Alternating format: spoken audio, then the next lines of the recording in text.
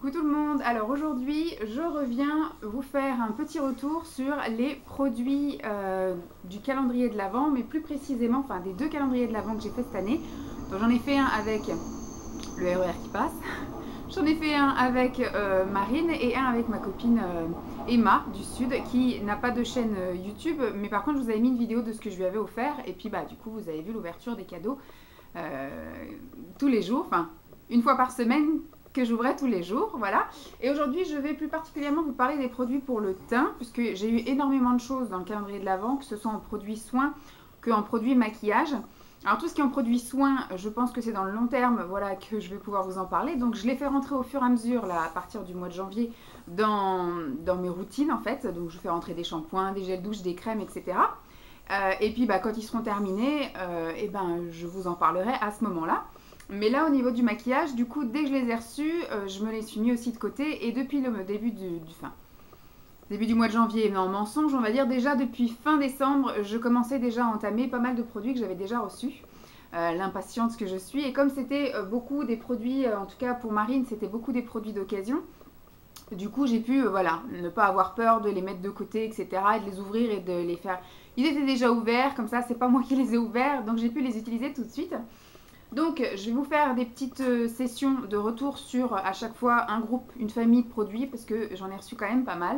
Et donc aujourd'hui, c'est le teint. Voilà, alors, j'ai reçu deux bases pour le teint. J'ai reçu alors la Begin Makeup qui est la Pro Base matifiante perfecteur de teint 01. Et la Baby Skin efface pores minute, instantané, efface visuellement les pores et les imperfections et c'est non comédogène de chez Maybelline. Voilà. Alors, j'ai commencé par utiliser celle-ci. Je voulais utiliser d'abord une semaine celle-ci pour voir. Ça fait le même effet que la Garnier que j'avais acheté il y a un petit moment et que maman m'avait refourgué aussi du fond de ses placards et que j'ai tout fini tout machin. Et avant ça, il y en avait une que j'utilisais de chez Agnès B, donc les créateurs de beauté d'il y a très longtemps, mais dans ma jeunesse, c'est ce que j'utilisais. Et en fait, c'est un fini un peu peau de pêche, voilà, peau de pêche, peau de velours, puisque je pense que c'est du silicone en barre, ça. Bon, après, il n'y a pas marqué en gros silicone, mais je pense que les noms scientifiques qu'il y a là, elle fait tomber un meuble là-haut. Les noms scientifiques qu'il y a là, il doit y avoir des dérivés de silicone, des choses comme ça, mais effectivement, moi, je n'ai jamais eu de boutons plus que d'habitude. Voilà, à chaque fois j'ai des boutons soit hormonaux ou soit parce que j'ai consommé un truc gras type du chocolat en grosse quantité les jours qui ont précédé. Mais du coup, celui-ci, je l'ai utilisé donc une semaine et franchement, j'ai adoré. J'ai retrouvé le plaisir effectivement d'appliquer une base. J'ai pas vu de différence, bien que moi j'ai quand même une peau à tendance grasse, mais j'ai pas vu de différence au niveau de la tenue de mon maquillage, parce que habituellement mon maquillage tient, sauf le blush, parce que je suis tout le temps en train effectivement de me tripoter le visage comme ça, mais j'ai pas l'impression à chaque fois que mon anti-cerne ou que ma poudre, parce que je mets pas de fond de teint en soi, j'ai pas l'impression que, voilà, mon cache-misère et mon matifiant bouge habituellement. Mais en tout cas, ça, j'ai trouvé ça très agréable au niveau de l'application. Au niveau voilà, du rendu, effectivement, ça me faisait une peau de pêche toute douce, un petit peu matifiée, très unifiée.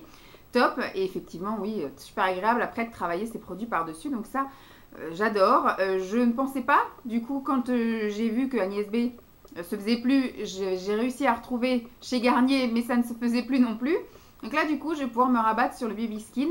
Il m'en reste encore pas mal à terminer. Il n'en faut pas grand-chose. À chaque fois, il me faut un grain de riz pour le front, un grain de gris pour chaque joue et puis un grain de riz pour le reste de la zone T.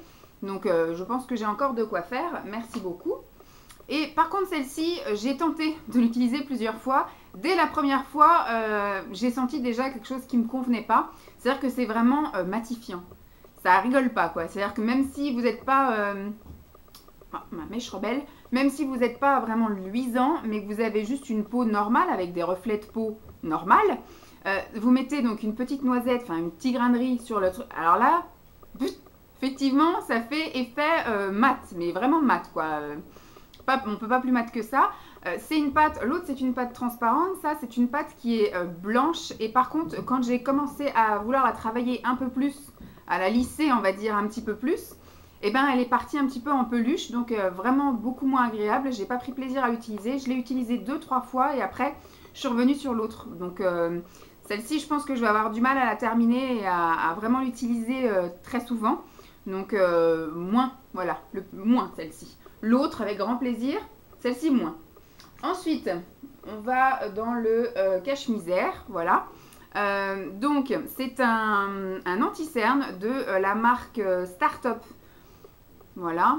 Donc, je sais pas s'il y a une teinte spécifique. Il me semble qu'il n'y a qu'une seule teinte dans les anti-cernes. C'est une teinte un peu comme ça, un peu beige. Elle vire ni sur le rose ni sur le jaune, mais elle est entre les deux pour aller, je pense, à un maximum de personnes. Et c'est quelque chose que j'avais déjà utilisé. C'est quelque chose que j'aime bien. Moi, j'aime bien, voilà, un petit peu cacher mes petits boutons à droite à gauche. De temps en temps, mettre un peu d'anti-cerne, mais c'est assez rare. Et puis, bah, je poudre tout ça et on n'en parle plus. Donc, c'est un petit produit assez sympathique que je connaissais déjà. Voilà, ça se rajoute à ce que je suis en train de terminer actuellement. J'ai un pot très couvrant de chez Yves Rocher. Et il me reste encore un stick de je ne sais plus quelle marque que Maë m'avait envoyé dans son colis. Du coup, je vais alterner en fonction des besoins parce que ça, c'est une couvrance, on va dire, assez légère. Le produit de Maë, c'est une couvrance moyenne et celui d'Yves Rocher que maman m'avait donné, c'est quand même une couvrance assez costaud. Donc comme ça, j'ai de quoi faire en cas de sinistre. Donc merci.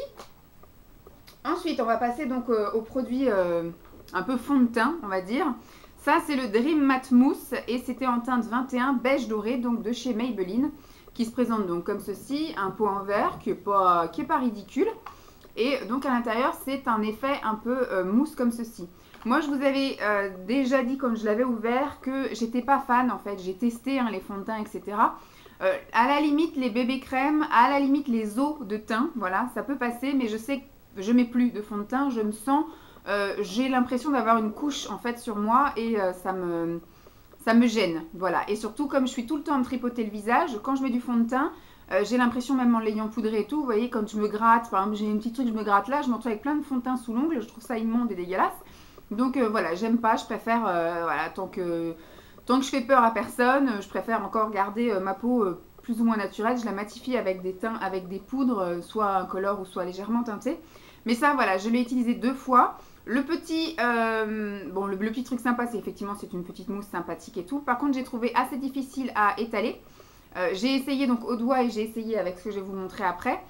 Et au final, j'ai fini avec le pinceau pour les deux puisque j'ai trouvé que c'était assez difficile à étaler et que ça faisait également des petites bouloches. Donc voilà, je ne sais pas non plus si je vais continuer à l'utiliser puisque je ne suis pas une pro non plus du fond de teint. Donc je retenterai peut-être des fois quand il y aura vraiment besoin de cacher la misère. Mais j'ai pas trouvé l'application agréable et moi j'ai un problème après avec tout ce qui est fond de teint. Donc voilà. Et donc je vous dis, je l'ai appliqué une fois avec ceci. J'ai peut-être pas forcément utilisé le bon produit. Forcément c'était un produit mousse. Donc voilà. Donc j'ai fait comme d'autres Beauty Blender. Alors j'ai pas suivi parce que c'est marqué en anglais. Mais j'ai fait comme toutes les filles disent. J'ai été l'humidifier. Donc voilà, j'ai bien essoré, etc. Il n'a pas changé de taille. Il reste tel quel. Il n'a pas grossi. Là quand il est sec, il est toujours mou. Et voilà, il est toujours de la même taille. J'ai essayé donc effectivement ça a un petit peu estompé. Ça a avalé beaucoup de matière quand même. Et j'ai pas trouvé que ça avait fait un rendu spécifique et j'ai pas aimé voilà, utiliser ce truc là.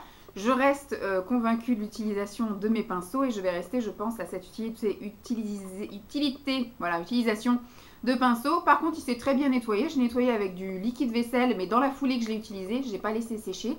Et il s'est très bien rincé, donc il est de nouveau comme neuf. Voilà. C'est pas quelque chose que je pense utiliser, donc à voir si ça intéresse une de mes cops. Mais non, moi je ne suis pas adepte de ce genre d'éponge. Peut-être parce que voilà, c'est peut-être pas la Beauty Blender, mais je vais pas utiliser, enfin je vais pas dépenser une grosse somme pour quelque chose qui est quand même à plus de 50% de chance que je n'adhère pas. Donc voilà. Ensuite j'ai 2 poudres pour le teint, comme ceci. On va commencer par celle-ci, parce qu'il me semble que c'est celle-ci que j'ai eu en Prums. C'est celle-ci que j'ai utilisée en Prums aussi. Donc c'est une poudre comme ceci, comment ils l'appellent? Une compacte. Voilà, une poudre compacte de chez Modélite et c'est la teinte Color PC2 qui, je pensais, allait être trop foncée pour moi. Et qui veut bien s'ouvrir, merci. Vous voyez, hop, elle est comme ceci. Je pensais que par rapport à ma peau, elle allait être un petit peu foncée, que ça allait un petit peu me donner un contraste avec mon cou et mon décolleté. Et ma foi, elle est super géniale. Je trouve qu'elle matifie super bien. Il me semble que j'avais déjà dû la tester parce qu'il y a une période où j'achetais beaucoup effectivement chez Babou, etc. Et comment dire, je l'ai adorée. Elle est vraiment la teinte parfaite. Elle ne me pâlit pas, mais elle ne me donne pas non plus une mine trop foncée, trop bronzée. Donc on va dire qu'elle me donne une bonne mine, mais naturelle, voilà. Et franchement, elle tient très bien, elle se travaille super bien. Je dirais qu'elle est quand même assez épaisse, elle n'est pas trop clairsemée, elle matifie comme je vous ai dit super bien, elle tient super bien, elle bouge pas, machin, nickel. Franchement j'adore, donc du coup celle-ci, elle continue à m'accompagner dans mon quotidien. Et la deuxième aussi que j'ai utilisée, celle-ci m'a aussi fait peur parce que c'est une sable dorée, c'est de chez L'Oréal et c'est le fond de teint poudre fondant tenue Record. Qui résiste aux signes de fatigue du matin jusqu'au soir. J'ai trouvé pareil que c'était l'autre, voilà, que la même efficacité, tout pareil. Et c'est pareil, j'ai eu peur également. Pourtant, Marine, t'as un teint de cul comme moi, on est toutes les deux super blanches. En plus, toi, t'es blonde. Moi, j'ai un peu le contraste des cheveux foncés, donc je peux me permettre des fois de mettre des teintes un peu plus foncées. Mais toi qui as les cheveux clairs et le teint très clair, quand j'ai vu arriver ça, j'ai dit mais c'est sa teinte d'été, donc c'est pas possible. Mais au final, ça se porte très bien, pareil, ça fait une teinte bonne mine mais naturelle, sans avoir eu l'impression d'être passé sous un UV ou d'avoir mis de l'auton bronzant. Je n'ai pas utilisé la petite houppette qu'il y avait derrière, moi j'applique au pinceau, voilà, l'adepte du pinceau. Et franchement j'aime bien, donc c'est pareil, j'ai alterné entre les deux, elles sont toutes les deux pareilles, elle n'est pas très fine non plus, je la trouve plutôt épaisse, mais très couvrante, très matifiante, très bonne tenue, impeccable, nickel. J'aime beaucoup. Et donc je vais terminer avec les deux produits blush, on va dire joues, qu'elle m'avait envoyé. Alors celui-ci, c'est un blush de la marque C'est Tout Moi Miss Europe, une marque que j'aime beaucoup, mais j'avais jamais vraiment testé les blushs en fait. Et celui-ci donc a-t-il une référence, une couleur? Alors, c'est un blush, oui. Et c'est, on va dire, la teinte 349, mais il n'a pas de nom. Donc c'est plutôt quelque chose d'orangé, voilà. Je pensais devoir l'utiliser en highlighter, mais au final, sur mon teint de cul, justement, très très pâle, et ben au final ça se voit. Mais par contre, quand je mets ça, il faut vraiment que je démarque au niveau des yeux, faire quelque chose d'assez foncé. Et des lèvres aussi, parce que ça ne me fonce pas assez les joues, en fait. C'est une couleur que il me semble pas que j'ai dans tous mes blushs. Peut-être à utiliser en mélangeant avec un autre blush, parce que tout seul, effectivement, je dirais pas qu'il m'ennuie, mais je trouve qu'il me met pas en valeur. Voilà. Il me met pas en valeur, donc du coup, il était assez sympathique parce que extrêmement lumineux. Et c'est vrai qu'il réchauffe le teint. Peut-être l'utiliser en sous-blush, on va dire, pour un peu réchauffer le teint. Mais il est quand même assez nacré. Et après, mettre un blush un peu plus foncé, vraiment au creux, là, enfin au creux, au bombé des joues. Donc moi j'ai trouvé sympathique, donc j'ai bien aimé. Ensuite, un produit de chez ELF. Alors c'est un all over cover stick. Il est censé faire un peu tout ce truc là. On peut l'utiliser normalement. Donc elle m'a donné la teinte Pink Lemonade. Je connaissais déjà et le mien je l'avais déjà jeté il y a quelques années puisqu'il avait tourné. Celui-là il sent toujours le produit typique de chez ELF. Moi, le mien, il sentait un petit peu l'orange, donc je l'avais un peu bazardé. Mais c'est pareil, hein, c'est un stick j'ai l'impression qu'il ne diminue jamais.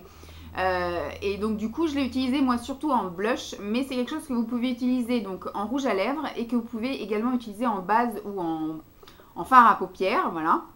Donc moi, de la couleur, j'ai préféré effectivement le mettre en blush. Puisqu'après même en rose comme ça, j'ai déjà plein de produits roses pour les lèvres. Il faudrait que j'essaye, on ne sait jamais.